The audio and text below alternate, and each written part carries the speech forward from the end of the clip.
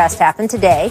Harden, as you may remember, was all over Instagram the past few days when he attended rapper Lil Baby's birthday party in Atlanta without wearing a face mask.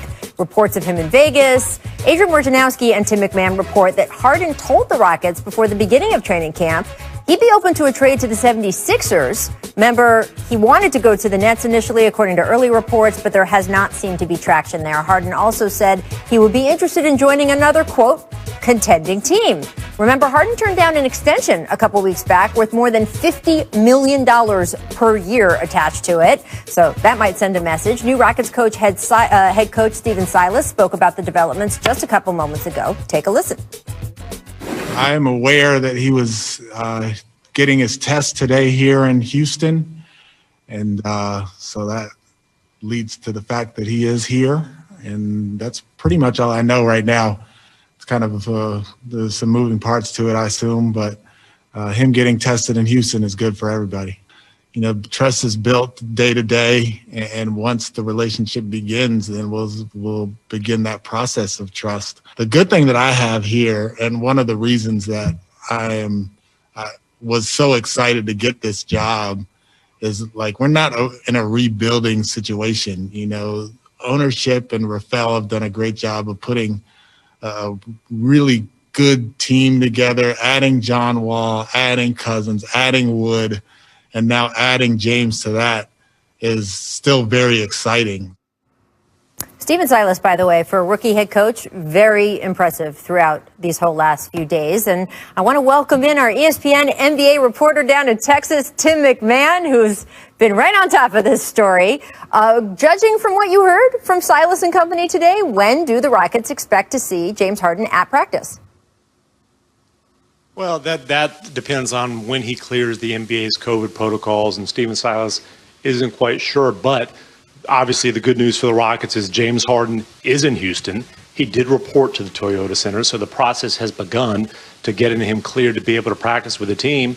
And, you know, the Rockets all along anticipated that this would happen at some point. Of course, they thought he'd be there for the start of camp, and they thought he'd be there yesterday. Imagine that. A couple days late, little Vegas vacation. Hey, little Vegas vacation. In some ways, it's, quote, James being James, but obviously with the situation of him having requested to be traded, it is different than some of his previous Vegas vacations, his annual post-All-Star stop in Vegas and miss a practice situations. And I always like to point out for the people watching that, quote, holdouts, they don't work in the NBA. They don't work the way they would in the NFL. An NFL player can hold out and the clock on his contract continues. He's just not getting paid. In the NBA, the clock on your contract doesn't start until you report. So holding out doesn't do anything for a guy because it just pushes his attachment to the team that he might be holding out from for even longer.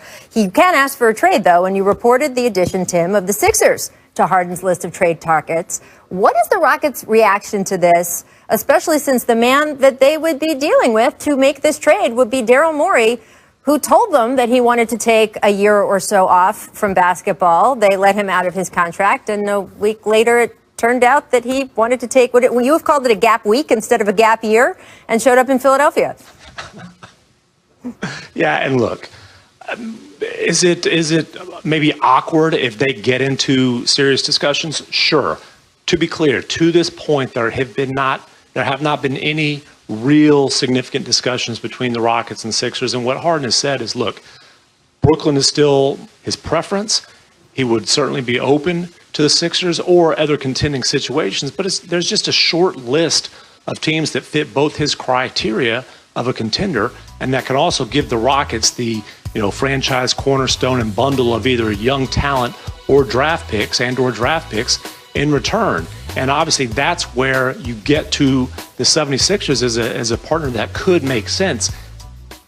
Important to note, however, Daryl Morey has been absolutely adamant that he is not interested in breaking up that duo of Joel Embiid and Ben Simmons. And obviously, if you're talking about a young franchise cornerstone, if one of those guys aren't coming back to Houston, there's no discussions to be had. Yeah, and look, Tim, we talked about the fact that you can't really hold out, right, in the NBA. And I loved your reporting at the beginning of all of this when the reports were out that Harden wanted to trade, and then you talked to the Rockets, and they said that they were willing to get uncomfortable What kind of message do you think James Harden has been trying to send these past few days about how uncomfortable this might actually get in terms of what they ask for or wish for?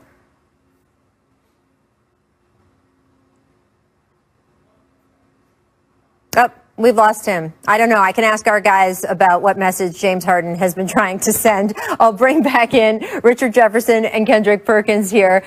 Guys, as I said to Tim and started to talk about, he said, hey, we're willing. The Rockets said, hey, we're willing to get uncomfortable. Well, there was a reporting date for the Rockets, and James Harden was first in Atlanta with Lil Baby, and then he was reportedly in Las Vegas. What message do you think that he's been trying to send? I think that James Harden is okay with being uncomfortable also. I think that's the message. He's like, yo, that's fine. You guys can be uncomfortable.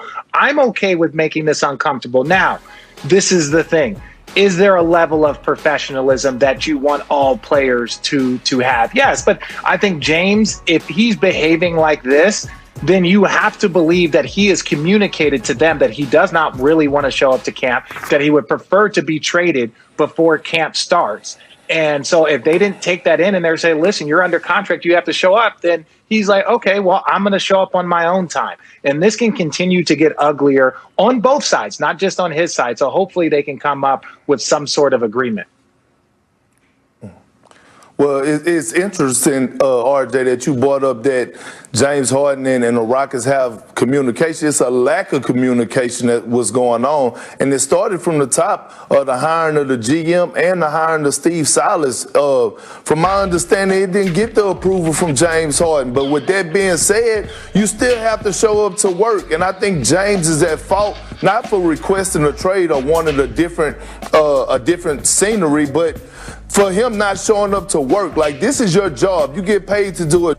Always look back on the Anthony Davis situation, and Anthony Davis, although he wanted out and wanted to go to LA, he still showed up to work every day. And also, this is a learning situation for Tim and Fertitta also, that you have to have great communication with your franchise guys moving forward, especially when Daryl Morey left the organization. So right now it's just a big mess down here in Houston.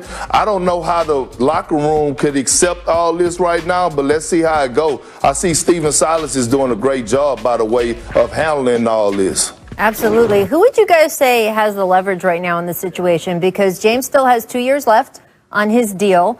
But as we've seen, it can be disruptive if a player doesn't want to be somewhere. What do you think, Richard? I don't think anyone wins in these type of battles. I don't think anyone wins. I think James Harden obviously, gets affected in the public perception. Again, there was already a public perception about, his partying and stuff like that. I'm not going to say that this man isn't a professional and didn't approach, we know he's one of the best players probably to ever walk the face of this planet. But when you're out doing that, when training camp is supposed to start, then that just adds to the public perception. And that actually generates money, whether you're talking about shoe sales, whether you're talking about further contracts. And so I think with the Houston Rockets, they have a little bit of leverage, like, hey, we're going to make you show up. But what message does that send to future free agents if you're unhappy? So this is one of those things that everyone loses in this situation. And it's best if you can't sit down, if Tim can't sit down and have a conversation with James Harden. And if they can't leave that meeting with an idea that he's going to start and see how this goes, then they have to have the conversation about how you can move on from him and try and get your team as much assets as possible. Right. And Rachel, to answer your question, who has all the leverage? All the teams that's going to be calling in has the leverage. Because if I'm Philly or I'm the Brooklyn Nets, guess what? The package that I would have presented 3 weeks ago, I'm not forced to present that package now because of how James Harden has carried and handled this situation by not reporting. He's almost forcing his hand, which is going to force the Rockets. And so now they're going to have to be forced to take anything. With 3 weeks ago, they probably could have got back a Ben Simmons or something to that nature along with some picks. But if I'm Daryl Morey, for example, and I'm the Philadelphia 76ers, I'm holding tight. I'm offering them a package, but it ain't including Ben Simmons. And look, some of the emotions involved here, too. We know how James feels right now, or we certainly have gotten indications of that. But look, once he gets into it, James is known as a workhorse, right? He's been an Iron Man for the Rockets. He loves playing basketball. They've had a hard time getting him to sit.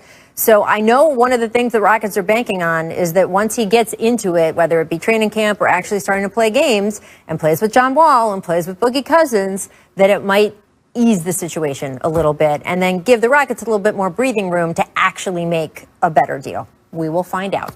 Coming up, there's more deals.